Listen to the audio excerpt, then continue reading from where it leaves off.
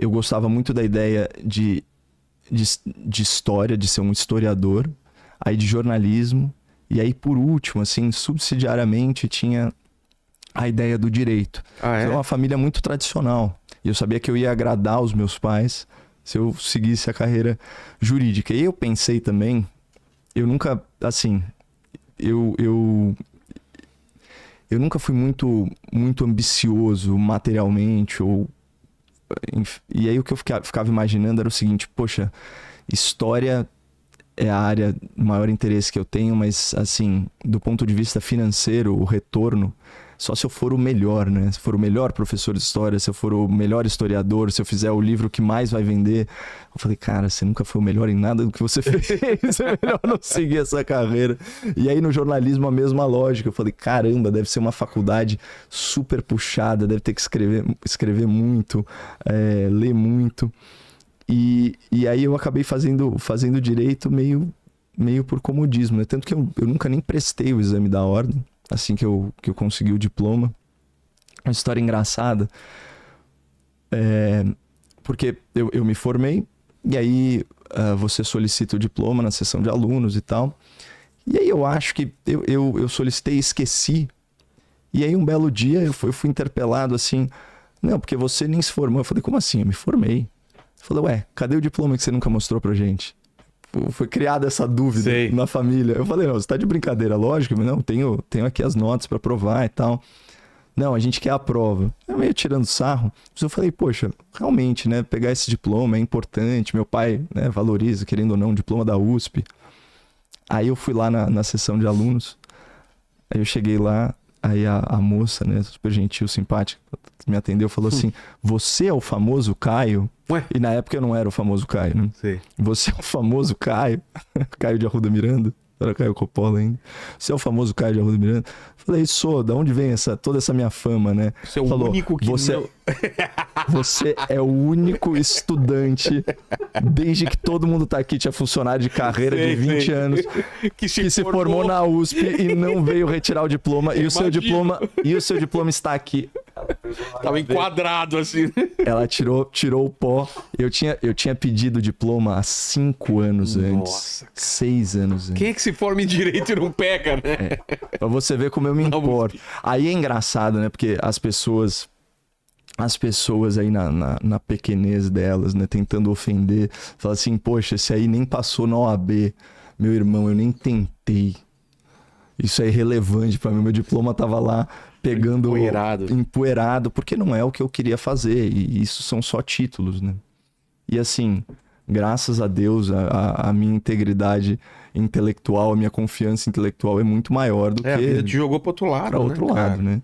E aí foi engraçado, porque aí eu peguei o diploma... Não era a tua praia? Você não curtia, cara? Cara, é assim, eu acho muito... Você se formou, então você se dedicou, né? Ah, o mínimo, né? Pra passar, né? Não, porque não era uma coisa... Nessa época eu empreendia, eu já estava muito mais na parte de marketing digital, estava fazendo outras coisas. E eu lembro que eu falei, nossa, o que eu vou fazer com esse diploma agora, né? Aí sabe o que eu fiz? Eu enquadrei e dei pro meu pai de Dia dos Pais. Poxa. Eu falei, olha, pai, eu acho que é mais importante pra você do que pra mim. E realmente é. Ele pendurou, ele tá no escritório dele, o meu diploma. Né? Tem a foto da família, tal, o diploma do filho dele, porque eu já sou, acho que a 3ª ou 4ª geração da família na mesma universidade. Putz. Não, isso é legal. Claro que é. Isso é legal. E assim, sem querer, obviamente, desmerecer nem a carreira, muito menos a universidade, né? Foi um lugar que eu tive o prazer de conviver com grandes cabeças, né? E embora exista um pensamento político hegemônico, do ponto de vista de convivência intelectual, é muito rico, né? É. Porque o que garante muito da qualidade da Universidade de São Paulo é o fato dela ser gratuita e tradicional, e aí ela acaba fazendo uma seleção de alunos muito interessante. Porque você tem gente do país inteiro se esforçando para passar por esse processo seletivo, que a propósito é muito mais difícil que a OAB, né? Imagino que sim. Exatamente. Aí tem uma história interessante como eu consegui passar na USP. Como? Porque é o seguinte...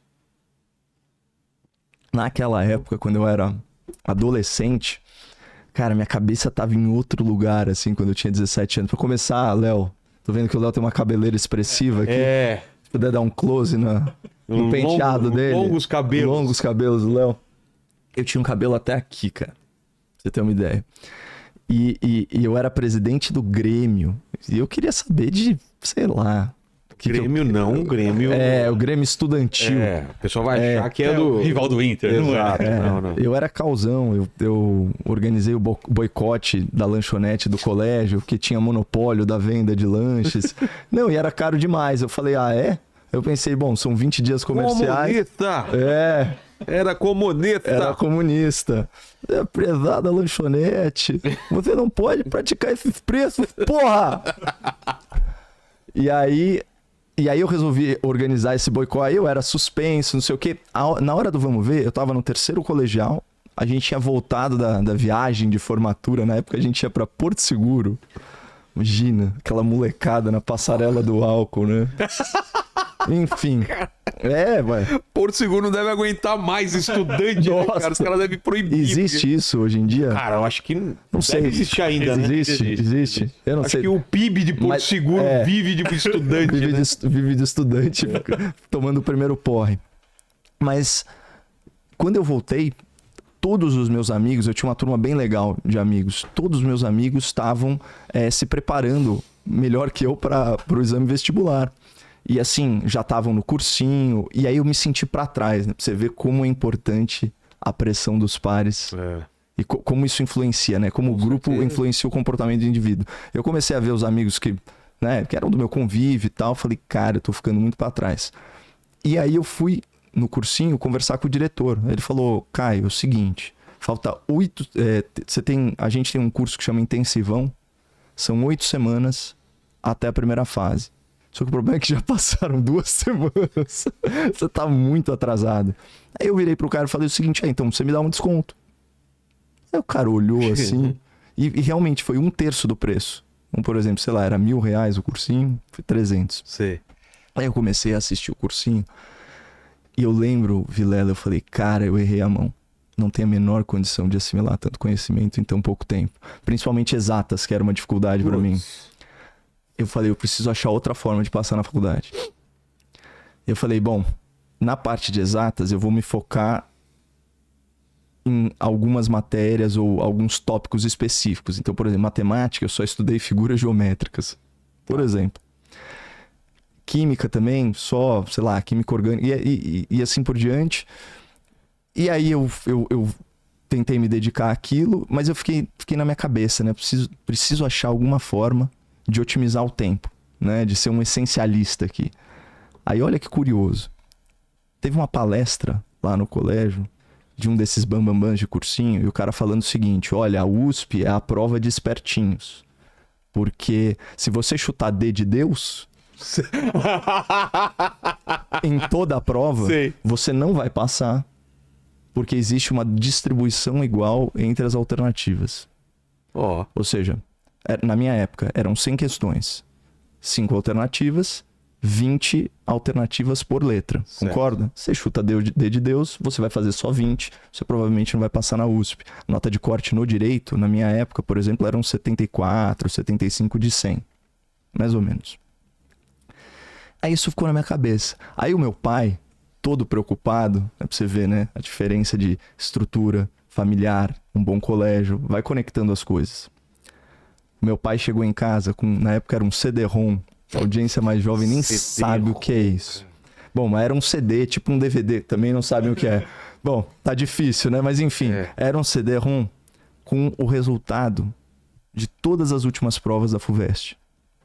Pra pessoa ir treinando, fazer o simulado e treinar. Aí eu tive um estalo, eu falei, se existe uma distribuição estatística das alternativas na prova global, talvez exista uma distribuição estatística em cada matéria. E aí o que eu fiz? Ao invés de estudar o conteúdo, eu estudei a forma da prova. E aí eu vi que existia uma distribuição por matéria. Então, por exemplo, a maioria das matérias eram 12 questões. Então eu sabia que ia ter 3 alternativas de uma letra, 3 de outra letra, 2 de outra letra, 2 de outra letra e 2 de outra letra. Tá, mas qual letra? Mas aí que tá. Eu era um cara de humanas, muito bom em humanas. Então, por exemplo, inglês, português, história, geografia, eu sempre ficava entre duas, quando eu tinha dúvida. Então, o que acontecia? Já tirava, já eliminava algumas. Eu conseguia resolver com tranquilidade, num ambiente de... em 12 questões, eu conseguia resolver com tranquilidade 7. As outras eu ficava na dúvida. Mas com base nas letras que estavam faltando, o meu chute ficava 100%. Entendi. A ponto de ter gabaritado inglês, ter tirado 18 de 20 em português, gabaritei história, gabaritei geografia, biologia, que eu era mais ou menos, eu consegui fazer 9. Matemática, que eu não sabia nada, eu resolvi 3, só que a letra que eu chutei eram mais 3. Então eu fiz 6. E assim por diante. Aí junta isso com a nota do Enem, na hora que chegou, eu consegui fazer assim, a nota de corte era 73, eu fiz 76. Ou seja, olhar as coisas de uma outra perspectiva me fez passar na FUVEST. Porque ao invés de ficar desesperado, focando só no conteúdo, eu olhei para a forma também. E isso me marcou muito. Que até hoje eu tento incorporar essa metodologia quando eu estou diante de uma situação, quando eu tenho que fazer uma crítica, um comentário. Fala assim, não, deixa eu olhar esse problema de um outro ângulo. Entendi. Né? O que ninguém está vendo aqui sobre isso? Né? Porque o que todo aluno faz? Se mata de estudar o conteúdo. O que eu fiz? Eu foquei na forma. E aí eu consegui passar na primeira fase assim. E engraçado, viu, Léo? Eu contei isso pra todos os meus amigos. Você imagina um moleque chegando, né, cabelão Descobriu aqui, fala, mano, descobri a fórmula. tem um padrão na FUVEST. Ah, tá bom que tem.